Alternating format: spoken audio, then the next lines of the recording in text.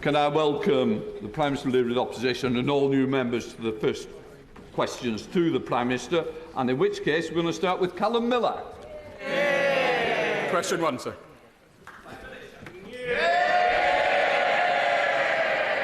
Thank you, Mr. Speaker. And I know the whole House will be shocked by the news that a soldier has been attacked in Kent. Our thoughts are with him, his family and our armed forces who serve to keep us safe. We wish him a swift recovery. Mr. Speaker, the whole House will also want to join me in wishing Team GB good luck as they travel to Paris for the Olympic Games. And Mr. Speaker, this morning I had meetings with ministerial colleagues and others discussing how this government will bring about the change the country has decisively voted for. In addition to my duties in this House, I shall have further such meetings today. I begin by welcoming the Prime Minister to his first questions as Prime Minister. I also associate myself with his remarks about the soldier in Kent and, of course, my wishes to the British Olympians. At Coombe, in my constituency, Thames Water has pumped sewage into the River Evenlode for over 2,600 hours in the last year. Thames Water was allowed by Ofwat to withdraw £7 billion in dividends, yet now wants to jack up my constituents' bills. I welcome the water bill in the King's speech, but would the Prime Minister agree with my constituents and me that the system is broken? And will he now commit to scrapping Ofwat and replacing it with a tougher regulator that will finally put people and planet ahead of water company profits? Can I welcome the honourable member to his place and thank him for raising this important issue in relation to water. And customers should not pay the price for the mismanagement by water companies, and we've already announced immediate steps to put water companies under tougher regime, and the Minister for Water will meet the bosses of failing companies to hold them to account for their performance. After 14 years of failure with our rivers and beaches, it falls to this government of service to fix the mess of the failure of the last 14 years. Thank you, Mr. Speaker, and I welcome the Prime Minister to his place. Mr. Speaker, many young trans people and their families are extremely concerned about the restrictions on puberty blockers implemented by the last government. One of my constituents, a parent of a trans child, told me, "I'm so worried about my child. I'm terrified for what this means for them and where Britain is going on these issues." Will the Prime Minister meet with young trans people, their families and organisations supporting them, so that he can hear why they feel so strongly that these restrictions must be reversed? Can I welcome the honourable friend back to her place? Our guiding principles must be the well-being of children. And this is a serious government, and we will approach that question with care, not inflammatory dividing lines. The CAS review was clear that there's not enough evidence on the long-term impact of puberty blockers to know if they're safe. And the Health Secretary will consult with organisations supporting young people and families, and I will ensure that there is a meeting with her and the relevant minister as soon as that can be arranged. Now come to the Leader of the Opposition, Rishi Sunak. Thank you, Mr. Speaker. Can I join with the Prime Minister in expressing my shock at the attack on a British soldier? Our thoughts are with him and his family as we wish him a speedy recovery. And I also join with the Prime Minister in his warm words about our Olympic athletes. I've no doubt that after years of training, focus and dedication, they'll bring back many gold medals. Although, to be honest, I'm probably not the first person they want to hear advice from on how to win. But I'm glad in our exchanges. I'm glad, Mr. Speaker. Mr. Speaker, I'm glad in our exchanges so far we have maintained a cross-party consensus on important matters of foreign policy. And in that spirit today, I wanted to focus our exchange on Ukraine and national security. The UK has consistently been the first country to provide new capabilities to Ukraine, such as the long-range weapons that have been used so effectively in the Black Sea. Now, those decisions aren't easy, and I was grateful to the Prime Minister for his support as I made those decisions in government. And in opposition, I offer that same support to him. So can I ask that he continues to be responsive to Ukraine's new requests so that they don't just stand still, but can decisively win out against Russian aggression? Can I thank the Leader of the Opposition for not only raising the question of Ukraine, but doing it in a way which can maintain the unity across this House, which has been so important to the Ukrainian people. And I can assure him that we are, of course, talking to Ukraine about how they deal with the Russian aggression that they are facing, have been facing for many, many months. And I will continue to try to do that in the way that he did, which is to reach out across the House to share such information as we can to maintain the unity that is so important. I thank him for that response. Now, I also found that one of the UK's key roles as Ukraine's closest ally is to encourage other countries to follow our lead in providing new military capabilities. And in that vein, when he saw Chancellor Scholz recently, I'm sure he thanked him for the considerable air defence that the Germans are providing the Ukrainians. But did he also raise with him the issue of the Germans perhaps providing long-range missiles, just as the UK, America and France have now done? I had the opportunity in Washington at the NATO Council to talk to our German counterparts. There was a strong theme there on Ukraine, discussed with all of our allies, and part of my message was to urge all of our allies to provide further support where they can to the Ukrainian people, and that was well received, and there was unity coming out of the NATO Council. That's what we must all do. I'm glad to hear the Prime Minister raise the NATO summit as well, because I very much welcome the message that came out loud and clear from that summit, and indeed the Prime Minister's words from the dispatch box on Monday about Ukraine's irreversible path to NATO membership. And so does he agree with me that fatuous Russian claims on Ukrainian territory must not act as a block to Ukraine joining the NATO defensive alliance? I wholeheartedly agree, and it is for NATO allies to decide who is a member of NATO, formed 75 years ago, proud and probably most successful alliance that's ever been formed, and that's why it was really important at the summit that we were able to say there is now this irreversible path to membership. That's a step forward from a year ago, and President Zelensky was very pleased that we've been able to make that successful transition. The opposition.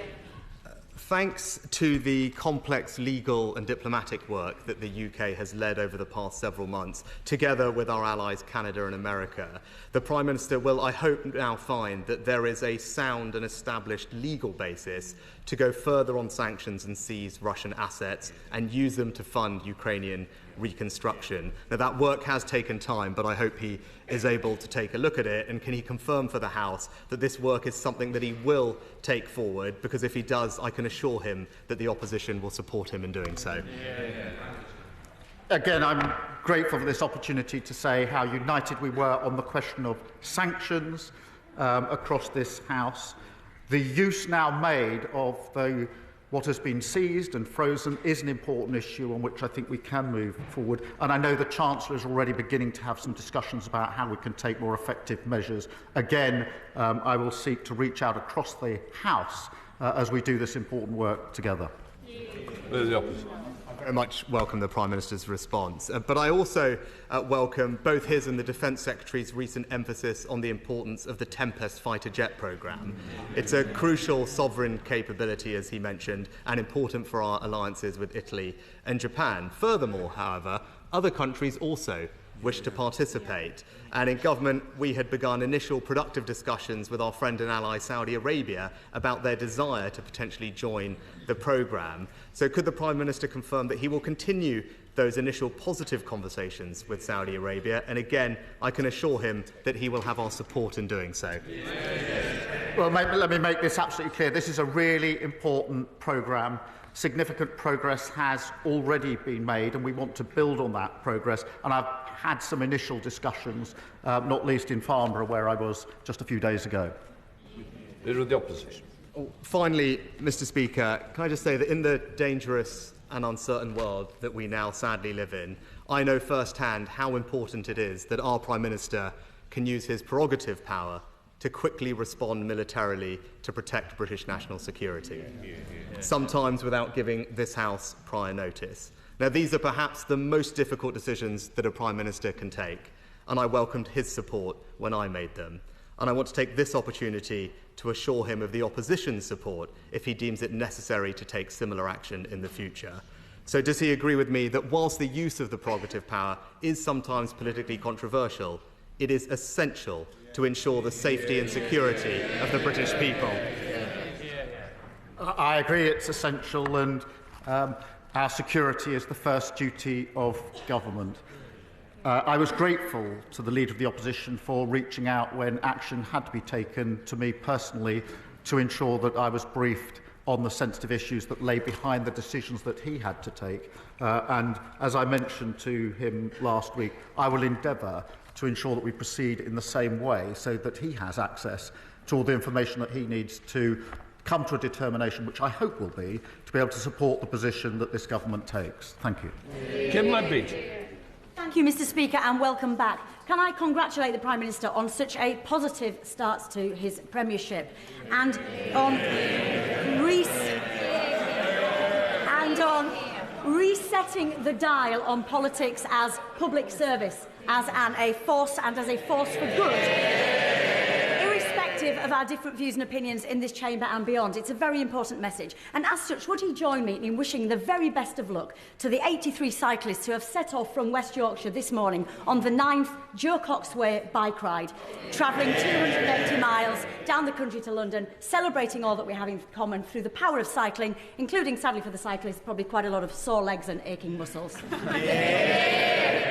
Of course I will wish them good luck. I admire them. I'm not sure I envy them. It's 280 miles. But it's a brilliant cause, and the whole House, I think, misses our dear friend Jo. And I know that she would have been incredibly proud to have seen this government in place and would have played a big part in it.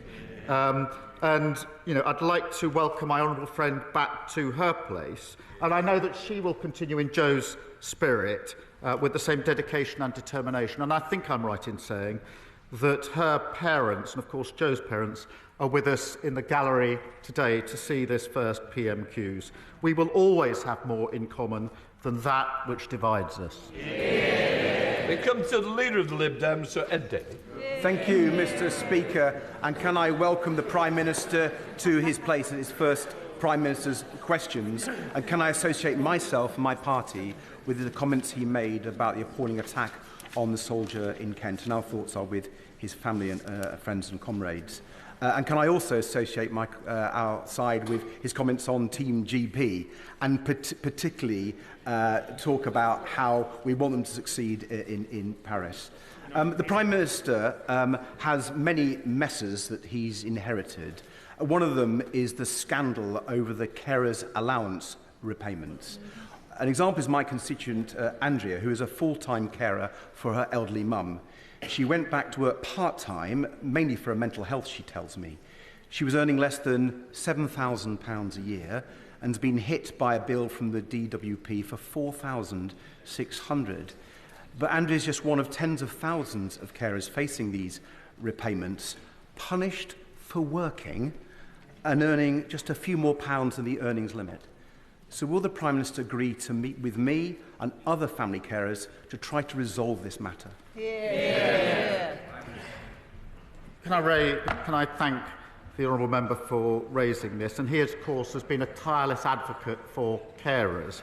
And I don't think any of us could be other than moved when we saw the video of him and his son that was put out during the election campaign. He talks about Team GB. I'm glad he's in a suit today because we're more used to seeing him in a wetsuit.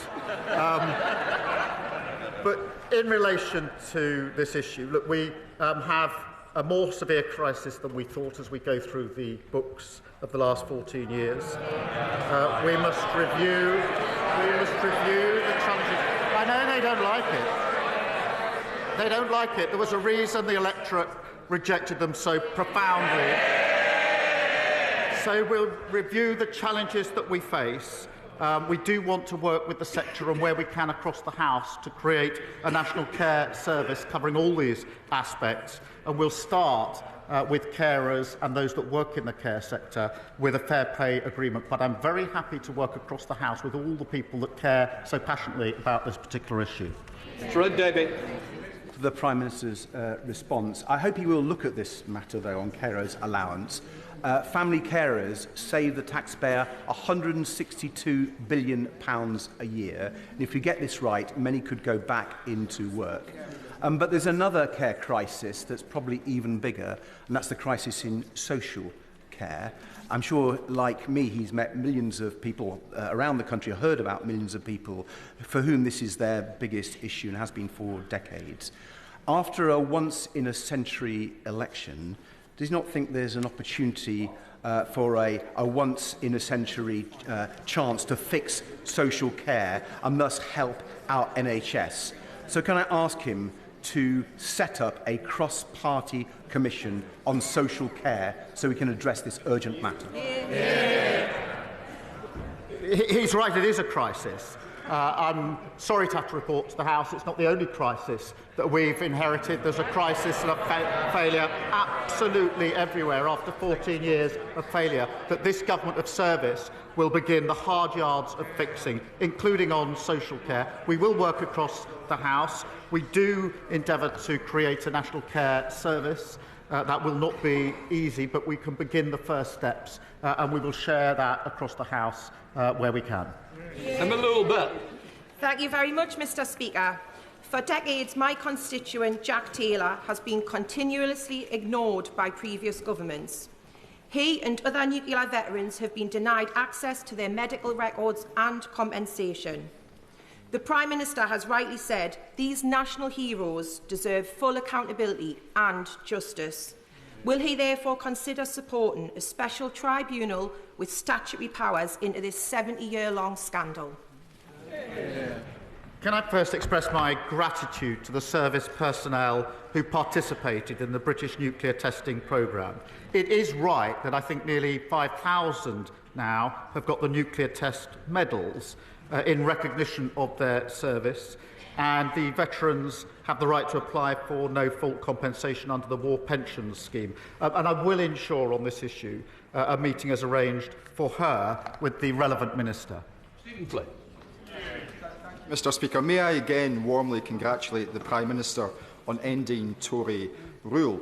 In his campaign to do so, he was, of course...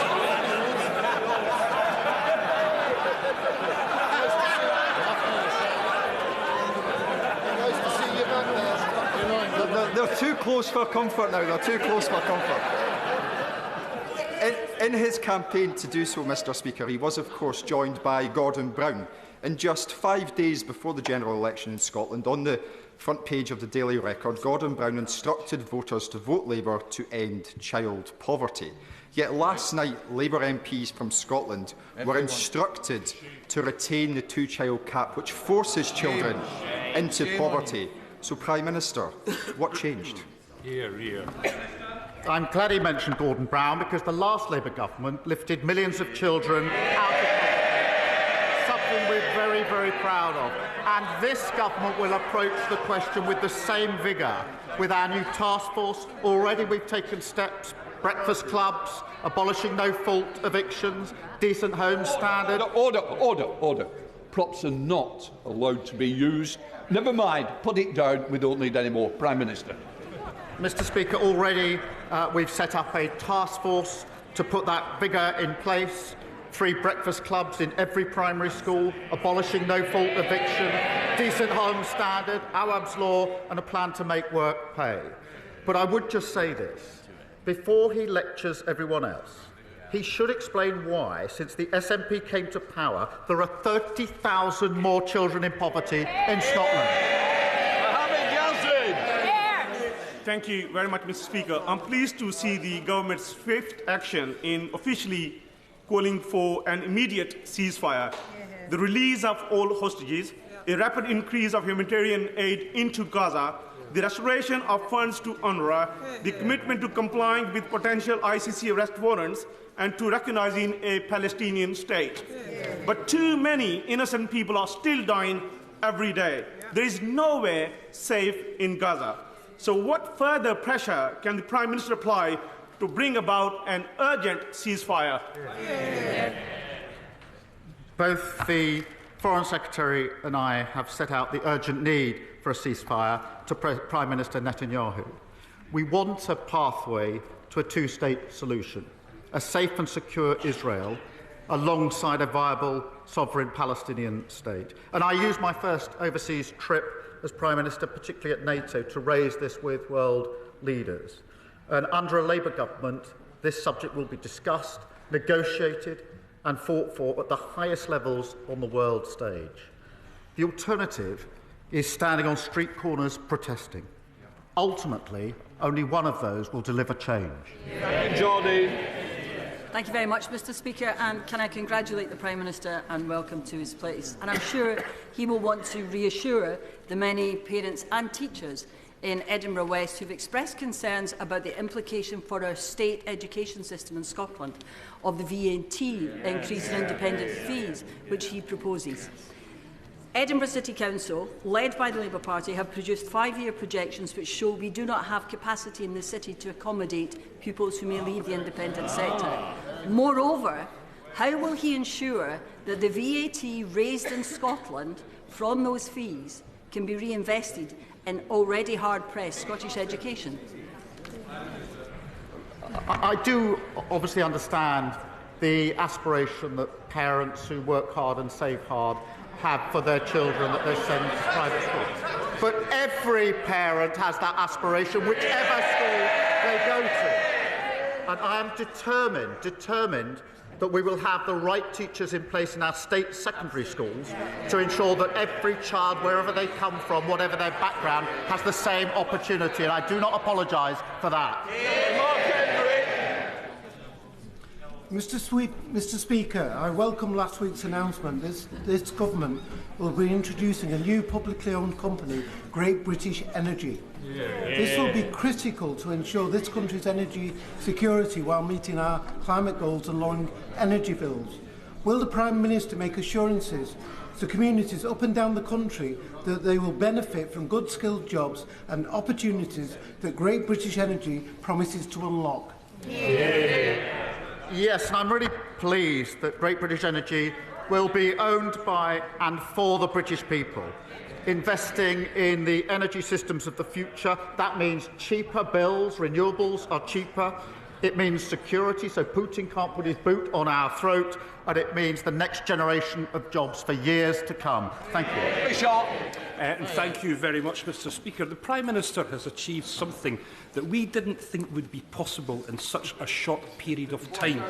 In less than 3 weeks, he has had a significant rebellion and he has suspended 7 of his members of Parliament, all for standing up for child poverty. This from a Labour government. The headlines are awful for the Prime Minister this morning. Poverty campaigners are furious with the Prime Minister. Is his honeymoon over before it's even begun? Having left for the election campaign with quite a significant number of SNP members and come back with a small handful, I really don't think lectures on what the electorate in Scotland are thinking. If you look at I'm very proud of our Scottish Labour MPs on this side of the House. And I simply repeat the point I made to his leader. Perhaps the SNP needs to account for the 30,000 extra children in poverty in Scotland. Thank you. Dan Tomlinson. Thank you, Mr. Speaker. The previous Conservative government cut the funding for the police in London by 1/3, taking £1 billion out of the budgets for London's policing and forcing the closure of both of the police stations in the Chipping Barnet constituency. Does the Prime Minister agree with me on the importance of our police stations and in the need to rebuild local policing? Can I welcome my honourable friend to his place, the first ever Labour MP for Chipping Barnet, and I know he will serve his constituency with pride. And our guarantee will put 13,000 extra neighbourhood officers and PCSOs back on Britain's streets, and that's a fully funded plan. He's right to say that the last government absolutely hammered police numbers, and he will have seen the impact of that in his constituency. And it is telling that the former Justice Secretary said at the weekend that that could perhaps have been done differently. And I'm glad to see the people of Chipping Barnet agree with that assessment and have returned him for that constituency. Rupert Lowe. Thank you, Mr. Speaker. My constituents in Great Yarmouth have little doubt that uncontrolled legal and illegal immigration since 1997 has damaged and disrupted their community and undermined their public services. Does the Prime Minister agree that importing millions of people with no thought whatsoever to the brutal consequences has failed our country? I know the good people of Great Yarmouth would much appreciate a yes or no answer to this straightforward question. Good question. I'm not sure I agree with his numbers, but look, I do think that it's serious that the previous government lost control of our borders. Record numbers have crossed the Channel. Since the Leader of the Opposition, when he was Prime Minister for 18 months, 50,000 people crossed the Channel. It's a serious issue that requires a serious answer. And that is why we will set up our Border Security Command to take down the gangs that are running this vile trade. What we won't do is waste further time on a gimmick that cost a fortune and remove just 4 volunteers. Bill Esterson. The Liverpool City region has one of the biggest concentrations of offshore wind in the world. 100,000 homes could be powered through the Mersey tidal project. Yet some members opposite want to block the jobs, the lower bills and the energy security from renewable energy. So can I encourage my right honourable friend to resist the siren voices opposite and support a range of technologies, including the Mersey tidal project, to maximise the benefits of clean energy for our country? Clean energy is at the heart of this mission-driven government. Boosting homegrown renewable energy is the best way to create new jobs, give us energy independence and lower bills for good. And that's why we'll be changing the planning rules to make sure that we can get Britain building again. And not just the houses, but everything that we need, including prisons, by the way, and to make sure we can deal with the mess that we have inherited. I'm pleased to hear of the viable projects that are being advanced, such as the Mersey tidal project, and we'll look at them carefully. Lewis Cooking. Thank you, Mr. Speaker. It's a privilege to be the first Conservative member to ask the new Prime Minister a question at PMQs. Can the Prime Minister assure me and my constituents in Broxbourne that they will not just have a say, but a meaningful say over new development in the Greenbelt in their area? Can I welcome the honourable member to his place and be clear, we intend to get Britain building. We will change the planning regime in order to do so. It's held us back for far too long. Young people have not been able to own a home until they're way past the age of 35, denying them the basic dream of home ownership. Of course, we will work with communities, but we will take the tough decisions that the last government ran away from. Prime Minister, we've got much to be proud of in Ipswich, from a thriving arts and culture scene to beautiful parks and a stunning waterfront. Unlike our friends over the border in Norfolk, we also now have a Premier League football team again. Prime Minister is very welcome to join when Arsenal come visit next year. Despite all those positives, though, after the last 14 years, our town centre is really struggling and desperately needs help. Can the Prime Minister set out to this House the steps he will take to revive town centres like Ipswich? Can I again welcome my honourable friend to his place? Congratulate Ipswich on their promotion, though not on, I think it's Boxing Day when they visit Arsenal. I'm going to resist the temptation that he puts in front of me to choose between Ipswich and Norwich. But on town centres, he's right that we need vibrant high streets. We need to make the change that we've voted in to bring about, and that's why we will replace the business rate system to level the playing field, and we will absolutely address regional inequality through our local growth plans. Edwin Ramsey. Thank you, Mr. Speaker. The UK is one of the most nature-depleted countries on earth, so I welcome the government's signal that it's committed to nature recovery. This is critical to humanity's future as it affects everything from food security to public health and well-being.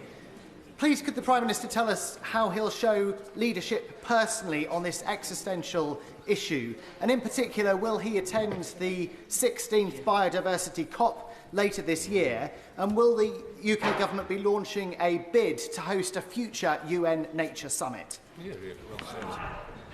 We are committed to nature recovery. It's a really important issue that this government will tackle. And he talks about leadership, and I'd ask him to show some, because it's extraordinary that, elected to this House as a Green politician, he's opposing vital clean energy infrastructure in his own constituency. So I ask him, we will put the plans before this House, I ask him to back those plans. Joe Powell. Mr. Speaker, on Sunday night at a community event in North Kensington attended by hundreds of people, 15-year-old Renee Graham was shot and killed in a senseless act of violence, and my heart goes out to his family and the wider community that is feeling anxious, frightened and shocked. Can the Prime Minister ensure that North Kensington gets support from this government at this difficult time, and can he outline what measures the government will take to tackle gun violence and prevent young lives like Renee's being taken in the future? Yeah. I welcome my honourable friend to his place and thank him for raising this awful case. The loss of a teenage boy in West London is shocking, and our thoughts, and I'm sure I speak for the whole House, are with his family and friends. I do urge the public to support the Metropolitan Police with any information which could help in their investigation, which is ongoing. Making streets safer is one of the 5 central missions of this government, and this is a shocking reminder of just how important that mission is. And we have an ambition to drive down this sort of violence in our communities. We do not want interventions like this, as we've had over the last few years, and it is shocking to hear of this particular incident. Vickers. The last government invested massively in Teesside, most recently committing £1 billion to improving transport in our area. That money will protect the future of our iconic transporter bridge, upgrade Thornaby train station, create a new transport hub at Teesside Park and much, much more. Can the Prime Minister confirm, are we still getting our £1 billion, or is Labour turning its back on Teesside?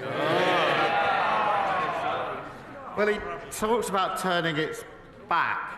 I think he's the sole remaining Tory MP in the North East or Teesside. I've already taken an early opportunity to make our commitment clear to the plans that we need for economic growth across the country, working with all the mayors who are in place, including those who wear a different rosette, and that's the way in which we will take this forward. Charlotte Nettles. Thank you, Mr. Speaker. In a week where the National Police Chiefs Council have declared violence against women and girls a national emergency, Sky News has today published appalling accounts of sexual harassment and violence against women paramedics. Can the Prime Minister please update the House on progress towards the mission board to finally tackle this scourge in our society? Well, can I thank my honourable friend for raising this, because it is such a serious issue. And we have made a commitment, a mission to halve violence against women and girls. Mr. Speaker, I know from my own experience dealing with these cases as a prosecutor and subsequently just how hard that will be to achieve. It does mean that we'll have to deliver in a different way. We'll have to roll up our sleeves and do difficult things that haven't been done in the past. And in answer to the specific question, we've started work already on the delivery board, and I look forward to updating her and the House on the progress that we're making on this really important issue. Final questions to Roger Gale. Thank you, Mr. Deputy Speaker. Mr. Speaker. Another Freudian slip. The old dog is off the leash. Mr. Speaker, could I first thank both the Prime Minister and the Leader of the Opposition for their supportive policies in relation to Ukraine. Their expressions today will have been of great comfort to the thousands of Ukrainian residents in the United Kingdom who simply wish to return to their lawful homes. Further to the answer given to my honourable friend, the member for Broxbourne, can the Prime Minister tell the House how he's planning reforms which will smother fields in East Kent currently yielding bread-making wheat with houses is compatible with his own Secretary of State for Agriculture's desire to achieve sustainability? Thank you for that question. We have to get economic growth in this country. We've had failure over the last 14 years, and the failure on economic growth has been central to it. There's been failure to build the infrastructure we need, the houses we need, the prisons we need, and I think the whole House can see the consequence of that. We've got prison overcrowding where emergency measures have had to be taken because the building of prisons hasn't kept pace with the sentencing of those to prisons. We've got housing crisis where the dream of home ownership for most young people is simply gone under the previous government.